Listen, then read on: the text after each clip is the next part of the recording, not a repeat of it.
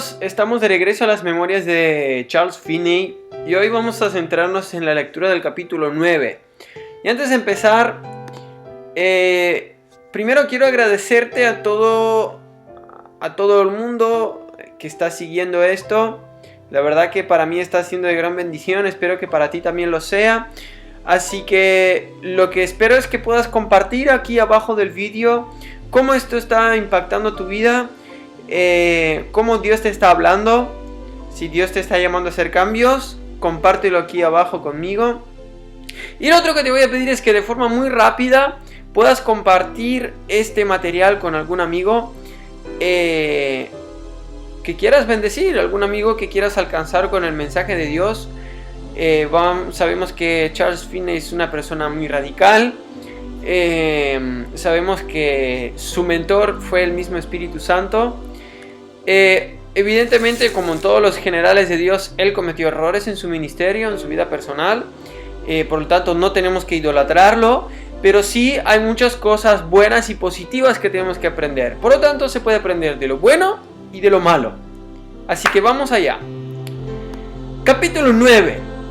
Retorno a Evans Mills. Antes de empezar la lectura, quiero dejarte estos segundos para que puedas compartir esto con alguien. Hazlo ahora. Comparte este vídeo con un amigo para que también otros sean bendecidos con esto.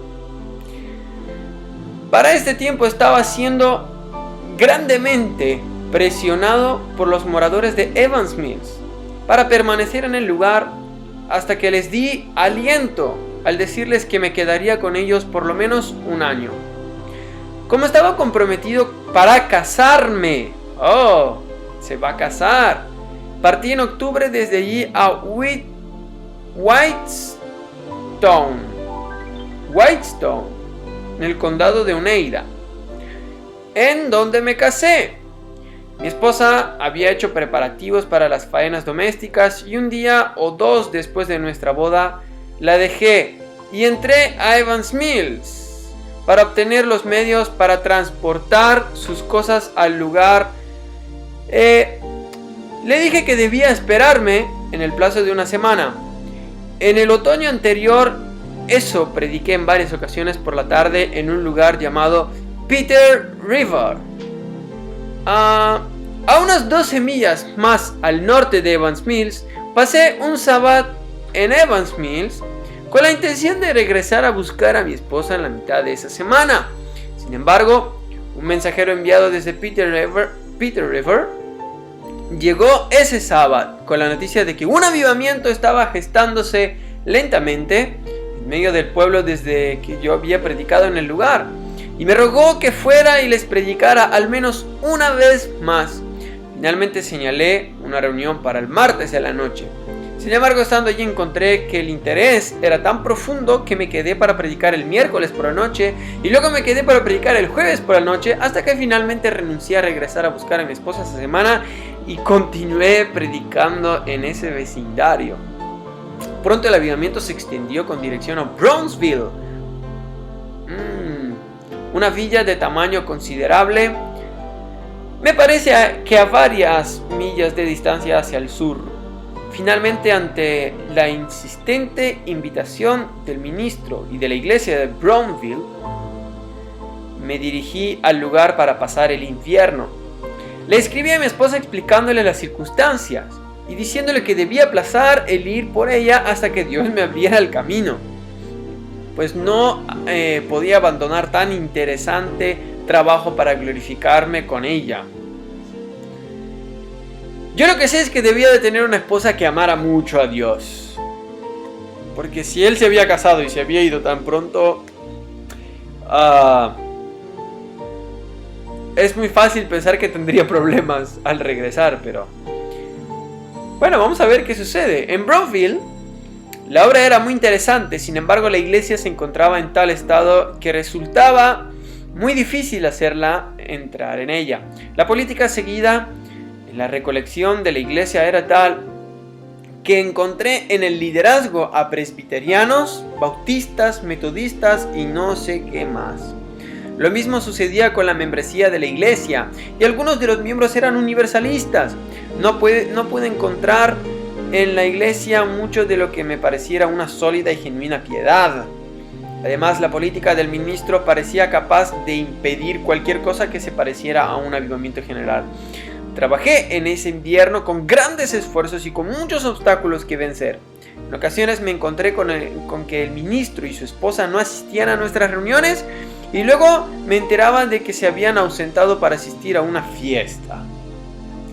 Me hospedé con un señor de apellido Ballard, un anciano de la iglesia, uno de los amigos más íntimos e influyentes del ministro. Un día, cuando bajaba de mi habitación y me aprestaba a salir para reunirme con gente que deseaba conocer la religión, me encontré con el señor Ballard en el vestíbulo y me dijo: «Señor Finney, ¿qué diría usted de un hombre que ha estado orando semanas tras semanas para recibir el Espíritu Santo, pero que no lo ha recibido aún?» Interesante pregunta, ¿verdad? ¿A cuántas personas les debe de haber pasado esto? Que semana tras semana, mes tras mes han estado orando, Señor, por una cosa, y que es bíblico. Dios te anima a ser lleno. Dios no es que te anima, Dios dice: sed llenos del Espíritu Santo. Pero esta persona no lo había recibido. Le respondí que diría que tal hombre estaba orando con motivos falsos. Vamos a detenernos un momento aquí. ¿Por qué muchas veces sucede que oramos: Señor, lléname de tu presencia, avívame, o no sé, cosas por el estilo? Incluso ayunamos por esas cosas. Nada sucede. Pues me parece interesante lo que respondió Charles Finney, ¿verdad? ¿Cuáles son tus motivos? Estás orando por el bautismo del Espíritu Santo. Dios lo desea para ti. Lo desea para mí. ¿Por qué no lo has recibido aún? ¿Cuáles son tus intenciones? Miremos nuestro corazón. ¿Por qué a veces queremos ver el poder de Dios y no lo vemos? A veces queremos que Dios nos use y parece que nada sucede. ¿Cuáles son nuestros motivos? ¿Qué nos motiva a hacer las cosas? Hacemos grandes cosas para Dios, grandes espectáculos, fiestas, pero nada sucede. Nadie se salva, nadie se sana, nadie se libera, nadie es transformado. Quizás deberíamos de ver cuáles son nuestros motivos. ¿Por qué oramos? ¿Por qué hacemos las cosas? Pero ¿con qué motivos debe orar un hombre? Si ese hombre desea ser feliz, ¿ese es un falso motivo? ¡Oh! Interesante. Esta conversación se está poniendo interesante. Me preguntó: ¿Satanás mismo puede orar con un motivo semejante? Toma. Le dije, y luego cité las palabras del salmista: sosténme con tu espíritu, entonces enseñaré a los transgresores tus caminos y los pecadores se convertirán a ti. Ya ve, les dije, el salmista no pide el espíritu para ser feliz, sino para ser útil, para que los pecadores puedan ser convertidos a Cristo. Oh, ja. Entonces, ¿por qué debemos desear la llenura del Espíritu Santo? Pues yo en mis palabras, yo lo digo así: yo necesito el Espíritu Santo para ser un cristiano normal, de acuerdo a lo define el libro de los Hechos. Sin el Espíritu Santo no puedo ser un cristiano normal, no puedo hacer la obra del ministerio. Ya puede venir a entrenarme quien sea, que si yo no tengo esos motivos correctos, nada va a pasar. Por lo tanto, cuando oramos, debemos tener motivos correctos. Y yo me estoy analizando a mí mismo y a veces sé que no tengo motivos correctos. Tú tampoco. Tú también puedes encontrarte en esta situación de decir: ay, a veces mis motivos, mi propio orgullo. ¿Tú deseas ver milagros? Yo lo deseo con todo mi corazón. ¿Por qué a veces no sucede? Una vez escuché al pastor Bill Johnson decir: que él nos explica por qué no todas las personas son sanadas. Lo mismo que veíamos con Kathryn Kuhlman, ¿se acuerdan? Que de hecho hago la mención aquí, si no has visto la serie de 3 vídeos que hicimos sobre Kathryn Kuhlman, puedes suscribirte al canal, entrar y ver la lista de reproducción que se llama así, Kathryn Kuhlman. Ahí vas a ver una serie de 3 vídeos muy parecidos a este, donde contamos la historia de ella y donde vas a aprender, ¿no? Pero él decía algo parecido a Kathryn Kuhlman. ¿Por qué? Bueno, Bill Johnson aún está vivo. ¿Por qué no todas las personas se sanan cuando oramos por ellos?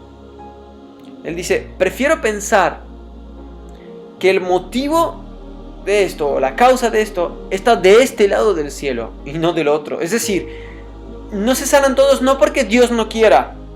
Seguramente la causa de que no se sanen todos está de este lado. La tenemos nosotros, nuestra responsabilidad.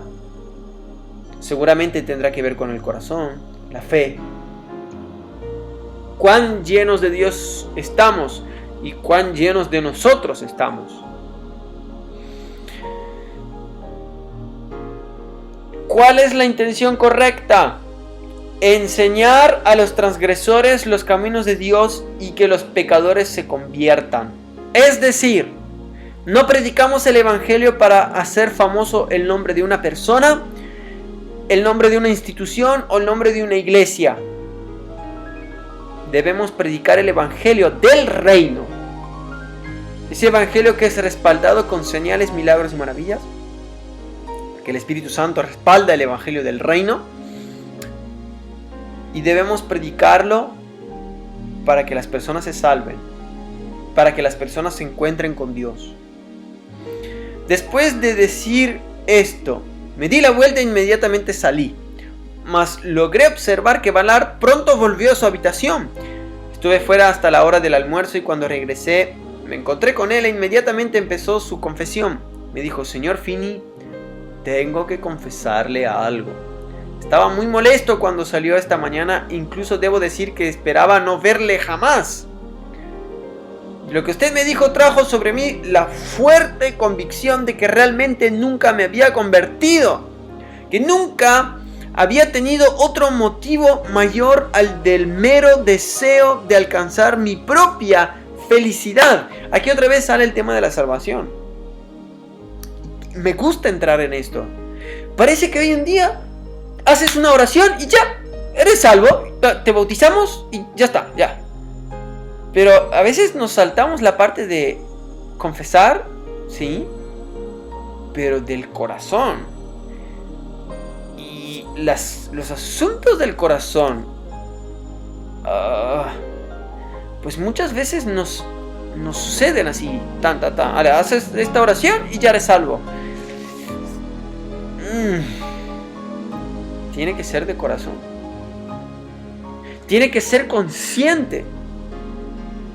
Y él continuó diciendo, salí a un lugar apartado después de que usted dejó la casa y le pedí a Dios que tomara mi vida. No podía resistir el saber que siempre había estado engañado. He sido amigo íntimo del ministro, he viajado con él y pernoctado con él, he conversado con él y he sido el más cercano de sus miembros en la iglesia y sin embargo siempre fui un hipócrita engañado. No importa si incluso te haces llamar pastor, líder o quien sea de la iglesia, tú puedes estar en ese mismo lugar y puedes llegar a sentirte así, un hipócrita engañado. ¿Y sabes qué? La religión no es más que una estafa. Da igual la que sea, pero la mayor estafa es la religión cristiana. ¿Por qué? Porque hay algo tal como el cristianismo, pero la religión cristiana es una copia barata del cristianismo. ¿Saben cuándo nos encontramos en la religión cristiana? Cuando leemos la Biblia y vemos que lo que pone ahí no sucede en nuestras vidas. Eso es la religión cristiana. Cuando leemos este libro y lo mistificamos, en el sentido de que, ay, es que Dios antes era sobrenatural. Pero ahora Dios solamente obra a través de su pueblo y las personas lo que hacen, eso es, ya está. Sí, Dios obra a través de su pueblo. Sí, Dios es sobrenatural. Pero este libro es vivo y eficaz. Y debemos experimentar cada cosa que aquí dice, la tenemos que experimentar. Si no, este libro es otro libro más. Religión barata. La gracia barata. ¿Qué sucede? Debemos vivir esto. No solamente vivirlo en el sentido de que tenemos que ser íntegros, es muy importante ser íntegros, no mentir, cumplir los 10 mandamientos, pero hay algo más allá de eso. Eso es la religión. Si te quedas en eso, eres un muerto. Es peor que si no hubieras escuchado el Evangelio. Hay algo más allá de eso, hay algo más. Y es la vida en el Espíritu.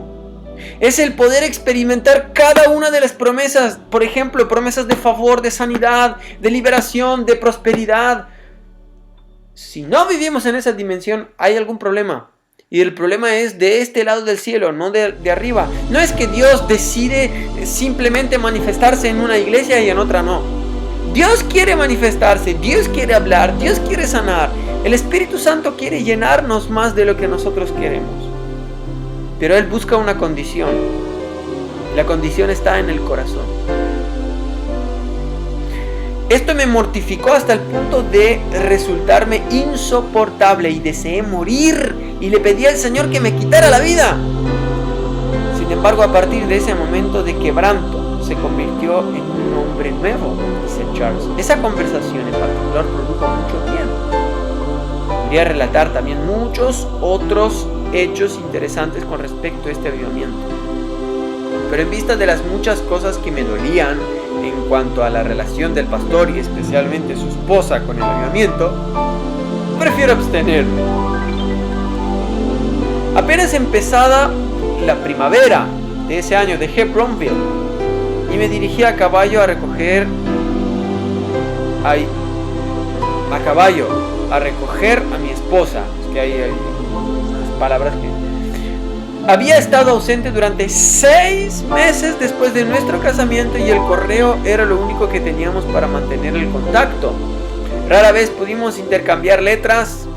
Cabalgué cerca de 15 millas y el camino estaba muy resbaloso.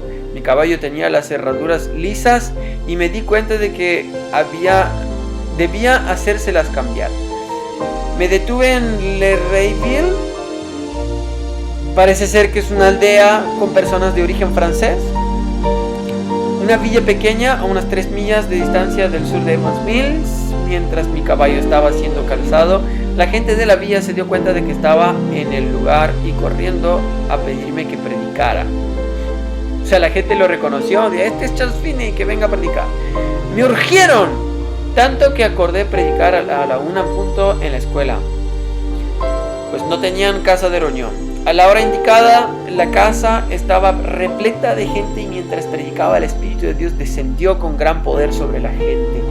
Tan grande y manifiesto fue ese derramamiento del Espíritu y la súplica de la congregación tan ferviente que entendí que debía pasar la noche en el lugar para poder predicar nuevamente en la tarde. Sin embargo, la obra aumentaba más y más. Y en la tarde señalé a otra reunión para la mañana y en la mañana otra por la tarde. Pronto me di cuenta de que mis planes de ir a por mi esposa no llegarían muy lejos. Se dieron cuenta que podríamos coger todas las memorias que hemos visto hasta ahora, que son 8, y podríamos hacer una línea y decir, a partir de la 9, algo cambió en el ministerio de Charles Finney. ¿Por qué? Porque parece que como que hasta aquí las cosas iban muy lento en su vida. De forma paulatina, iba todo muy despacio. Ahora parece que las cosas se aceleraron. ¿Ah? Parece como que el mover de Dios se aceleró en su vida. Le dije a un hermano que si tomaba mi caballo e iba a traer a mi esposa, yo podría permanecer en el lugar. Así lo hizo. Continué predicando día tras día y noche tras noche, y se produjo un poderoso avivamiento. Debí de mencionar que mientras estaba en Brownsville, Dios me reveló de pronto y de la forma más inesperada que iba a derramar su espíritu en Gouverneur y que debía ir a ese lugar a predicar. No sabía absolutamente nada del pueblo, excepto de su manifiesta oposición al avivamiento sucedido en Antwerp en el año anterior. Jamás podré explicar cómo o por qué el Espíritu de Dios me hizo esta revelación, mas supe entonces, y ahora no tengo duda alguna, de que esta fue una revelación directa de Dios para mí, que yo supiera. No había pensado en el lugar por meses, mas mientras oraba en el hecho de que debía ir a predicar a Borneo, pues Dios iba a derramar su espíritu allí, me fue mostrado tan claro como la luz. Poco después de esto vi a uno de los miembros de la iglesia de Borneo pasando a través de Brownsville y le dije lo que Dios había revelado. Me miró como si pensara que estaba loco, mas le encargué que volviera a casa y le dijera a los hermanos lo que había dicho y que se prepararan para mi llegada y para el derramamiento del Espíritu Santo. Impresionante, ¿verdad? Gracias a este hermano, supe que no tenían ministro, que había en el lugar 2 iglesias y 2 casas de reunión y poca distancia la una de la otra.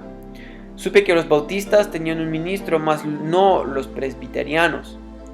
Un ministro anciano, que formalmente había sido su pastor, vivía ahí pero que ya había dejado su cargo, y la iglesia presbiteriana no estaba celebrando servicios regulares en el sábado. Por lo que me dijo, pude deducir que en el lugar la religión estaba en muy mal estado y que él mismo estaba tan frío como un témpano de hielo. Pero ahora debo regresar a la narración de mis labores en Rayville. Después de algunas semanas de trabajo, una gran masa de la población se convirtió y en ella estaba el juez Canada, un hombre de mucha influencia y de gran estatura que sobrepasaba de hombros y de cabeza a la gente de la villa. Mi esposa llegó, por supuesto, pocos días después de que envié por ella, y aceptamos la invitación del juez Canada y de su esposa de alojarnos en su casa. ¿Se acuerdan al principio que la gente le decía, tú arruinas el púlpito, tú a ti la gente importante no te va a querer escuchar? Pues ahí ven, un juez se convierte, su esposa se convierte y Charles Finney se aloja en su casa. Sin embargo, pocas semanas después, la gente me urgió para que fuera a predicar en una iglesia bautista en el pueblo de Rutland, en la intersección de Rutland con Leray. Fijé cierto día en la tarde para la predicación. El clima se había hecho caluroso y tuve que caminar unas 3 millas a través de un bosque de pinos para llegar a su casa de adoración.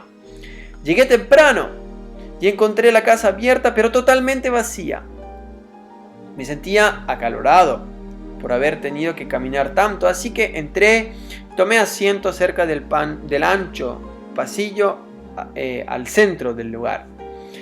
Enseguida la gente comenzó a llegar y a ocupar los asientos en diferentes posiciones, esparciéndose por toda la casa, y pronto el número incrementó de tal manera que ingresaba de manera continua, o sea, no paraban de entrar personas. Permanecí sentado y como no reconocía a nadie entre la multitud, supuse que tampoco nadie me conocía. Al cabo de un rato, una joven que lucía 2 o 3 plumas altas en su sombrero hizo su ingreso. Llevaba un vestido alegre, era más bien delgada, alta, de digna apariencia y ciertamente hermosa. Observé que tan pronto cruzó la puerta hizo un ademán con su cabeza que le dio un garboso movimiento a sus plumas, y pensé que sin duda había practicado antes ese movimiento frente al espejo. Caminaba como si fuera navegando a lo largo del ancho pasillo, y con cada paso meneaba sus plumas en la más elegante manera, apenas moviendo los ojos lo suficiente como para ver la impresión que estaba causando. Esa estampa resultaba bastante peculiar, considerando el lugar, y me golpeó mucho. El Señor quiso que la joven fuera a tomar asiento junto al pasillo, justo detrás de mí, en un lugar que estaba desocupado. Estábamos sentados bastante juntos, pero cada quien en un banco separado. Me moví un poco para poder voltearme y colocar el codo en el respaldar de mi asiento y así estudiar los movimientos y la apariencia de la joven y tratar de entender sus intenciones. Ella continuaba moviendo su cabeza en su elegante ademán y permitía que su cuerpo se moviera sutilmente para que así las plumas continuaran ondeando. Era evidente que estaba tan llena de orgullo y de egoísmo. Después de haber estado yo en esa posición por un corto tiempo, me volteé y la miré. Cada parte de su vestido indicaba la más grande de las vanidades. La miré desde la cabeza hasta la punta de los pies, llevando mis ojos hasta la cima de su sombrero. Y esto lo repetí y lo repetí. Ella notó mi mirada tan crítica. Se dejó ver un poco avergonzada. En voz muy baja le dije: ¿no cree usted que Dios piensa que se ve hermosa? Pero qué linda pensará Dios que usted luce. ¿Le parece que la gente piensa que usted se ve muy bien? Luego le dije más seriamente: ¿viene usted a este lugar para dividir la adoración en la casa de Dios? ¿Para hacer que la gente la adore a usted desviando su atención de Dios y de la adoración que a Él se le debe? Esto la hizo retorcerse. Le seguí hablando en voz baja para que nadie, solo ella, escuchara. Mis palabras la hicieron languidecer y ya no era capaz de mantener la cabeza erguida. Empezó a temblar sus plumas con ella. Cuando dije lo suficiente como para dejarle claro en el pensamiento la realidad de su insufrible vanidad, me levanté y fui al púlpito. Tan pronto vio que me dirigía al púlpito y que yo era el ministro que iba a predicar, su agitación manifiesta empezó a aumentar, tanto como para llamar la atención de los que la rodeaban. La casa pronto se llenó. Tomé mi texto y me envolví en la predicación. El Espíritu de Dios se derramó en forma evidente sobre la congregación. Al finalizar el sermón hice algo que nunca había hecho antes. Llamé a todos aquellos que quisieran entregarle su corazón al Señor a pasar al frente y a tomar los primeros asientos. No recuerdo el haber hecho esto después, sino hasta cuando lo hice nuevamente en Rochester, en el estado de Nueva York. O sea, aquí es la primera vez que él llama a las personas al altar, que vengan adelante, que se muevan de su posición a otra posición. Cuando hice este llamado, la joven fue la primera en ponerse de pie. Estalló en llanto en el pasillo y avanzó como quien se encuentra en desesperación. Era como si hubiera perdido la conciencia de la presencia de cualquiera que no fuera Dios.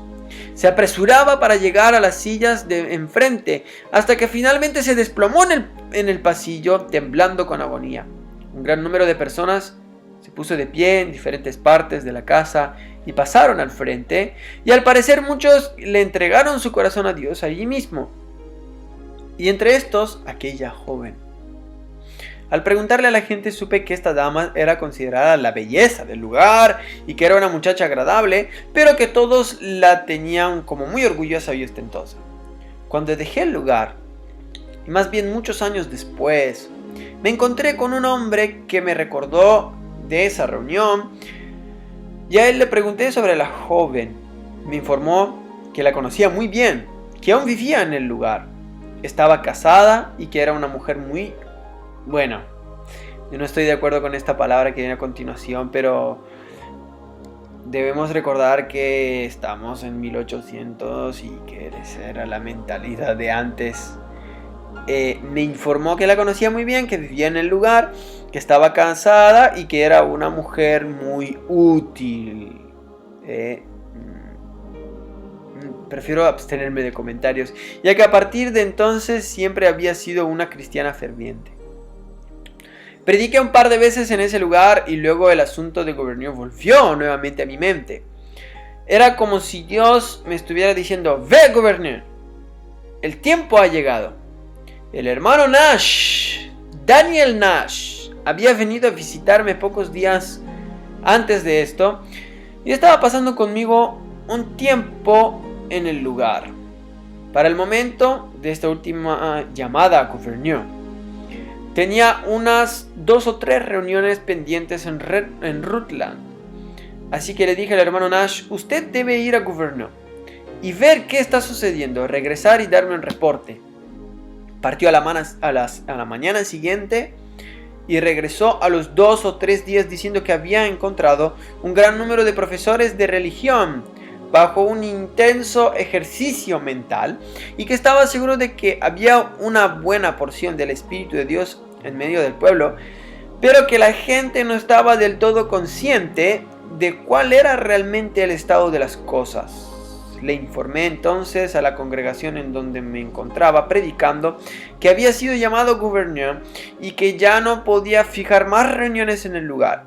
Le pedía al hermano Nash que regresara inmediatamente y que le informara a la gente de Gouverneur que me esperaran cierto día de esa semana. Bien, es cierto que el capítulo de hoy, el capítulo 9, ha sido más cortito que otros, pero vamos a dejar la lectura aquí, ya que el capítulo 10 se llama Avivamiento en Gouverneur y seguramente será muy emocionante. Antes de despedirnos, quiero animarte a que sigas haciendo esto.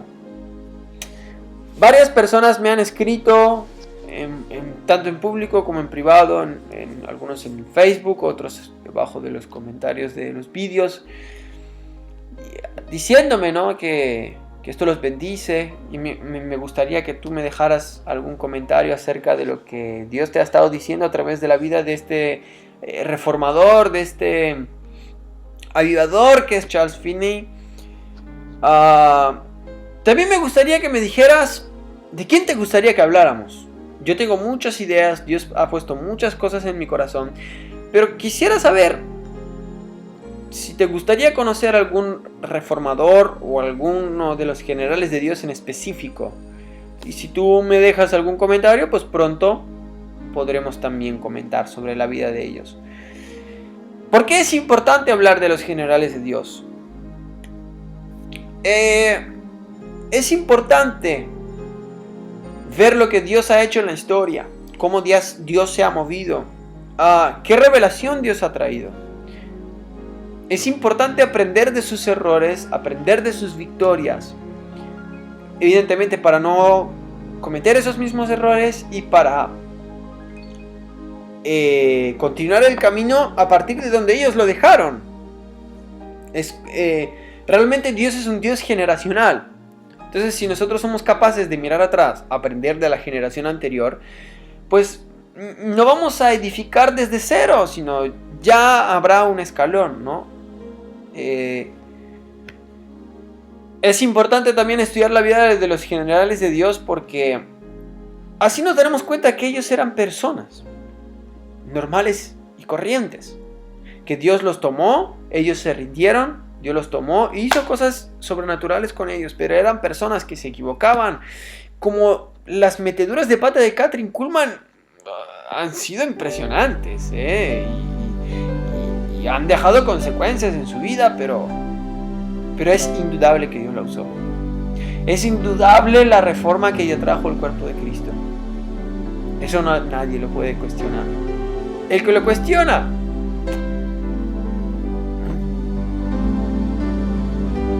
es que está ciego, porque ella con su ministerio volvió a revelar la persona del Espíritu Santo a la humanidad. Así de simple, así de sencillo. Y quiero animarte a que continúes estudiando conmigo Charles Finney. ¿Sí? Un estudiante no se puede rendir. Lo que empieza lo tiene que terminar. Y esto a veces se hace duro. Sí, estudiar a veces es duro. Pero yo sé que si estudiamos, Dios nos va a hablar. El estudiar también es un proceso a través del cual Dios te lleva. Es un proceso en el cual Dios forma tu carácter, forma tu corazón. Y es un proceso en el cual Dios te hace confiable, te prepara para que puedas recibir un llamado, que puedas recibir un ministerio, que puedas recibir la unción, el poder de Dios. Dios no te va a confiar algo tan valioso como es la unción para Él, si tú no eres confiable. Esto es así. Y lo estamos viendo en el curso, que ahora estoy haciendo un curso que pronto estaré publicándolo, acerca de la prosperidad bíblica. Y muchas personas no entienden este tema porque realmente nunca se han puesto a estudiar esto. Así que yo te animo a que estés pendiente, porque pronto estaré subiendo material acerca de esto, de lo que dice la Biblia y lo que Dios opina acerca de la prosperidad bíblica. Y es por esto. Hay que prepararnos, hay que estudiar, y debemos de ser confiables para que Dios deposite los recursos del cielo en nuestras vidas. Debemos de ser confiables para Él. Padre, te damos gracias por lo que estás haciendo en nuestras vidas. Espíritu Santo, toma el control de todo. Nosotros nos rendimos, nos abandonamos en ti. Querido Espíritu Santo, invade nuestras vidas. Por favor, llénanos totalmente de ti. Apodérate de nosotros. Espíritu Santo, si el diablo y los demonios poseen personas, Señor, queremos ser poseídos por ti. Poséenos, Espíritu Santo. Posee nuestros pensamientos, nuestras mentes, nuestros corazones, todo nuestro alma, nuestro cuerpo. Poséelo, Espíritu Santo. Santifícanos. Llénanos de tu naturaleza, llénanos de tu vida, llénanos de tu poder. Señor, que seamos revestidos de ti, de tal manera que todo lo inservible, todo lo malo, todas las obras de la carne sean expulsadas por el agua, Señor, de tu presencia. Toma el control, Espíritu Santo. Permítenos en estos últimos días oír tu voz claramente. En el nombre de Jesús. Háblanos claramente, Señor. Háblanos claramente, Señor, pues estamos dispuestos a obedecer. Y Señor, oramos estas cosas. Oramos que tú nos llenes de ti. Queremos ver tus milagros, tu poder, pero Espíritu Santo, examina nuestro corazón. Mira, perdónanos si hemos tenido intenciones malas. Ahora, Señor, entendemos que la verdadera intención de ser llenos del Espíritu Santo es vivir una vida cristiana normal, en la que las almas son impactadas, son salvadas, son transformadas, que las personas son alcanzadas por ti. Esa es la verdadera intención del bautismo del Espíritu Santo. No solamente para nuestro provecho, y nos arrepentimos de haberte buscado con malas intenciones. Perdónanos, Señor. Ahora te pido, Espíritu Santo, que limpies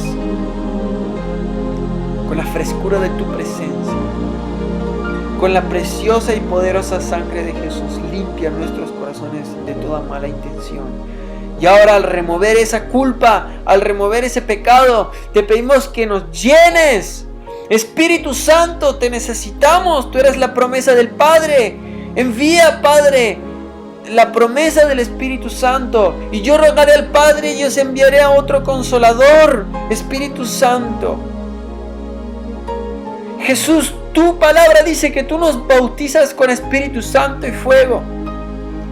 Hoy, en el siglo XXI, en el año 2015, necesitamos el Espíritu Santo para vivir la vida cristiana normal.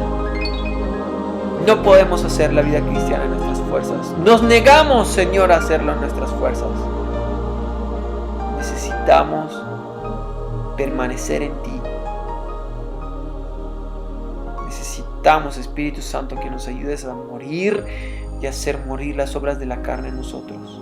Y en este día le decimos eso. Hacemos morir las obras de la carne por medio del Espíritu Santo. no con fuerza humana, mas buscándote a ti.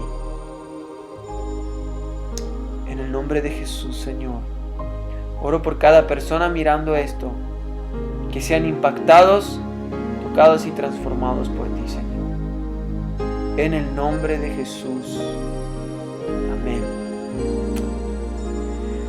Bien, gracias por haber visto este video hasta el final. Dios te bendiga. Recuerda que este es un canal cuya intención es inspirar tu vida a buscar a Dios de forma más radical. La intención es esa, acercarnos más a Dios y vivir la vida cristiana normal. Vivir Hechos 29, siglo XXI. Demostrar el reino de Dios en la tierra. Jesús dijo, el reino está entre vosotros y se manifiesta el reino de Dios. Así que te animo a que si estás bendecido, si esto ha tocado tu corazón de alguna manera, compártelo con un amigo. Bendice a otros. Y Dios lo hará contigo. Hasta la semana que viene con las memorias de Charles. Hey, gracias por haber visto este video hasta el final. Me despido hasta la próxima. Y no olvides suscribirte en este canal para recibir más recursos que inspirarán tu vida y tu relación con Dios.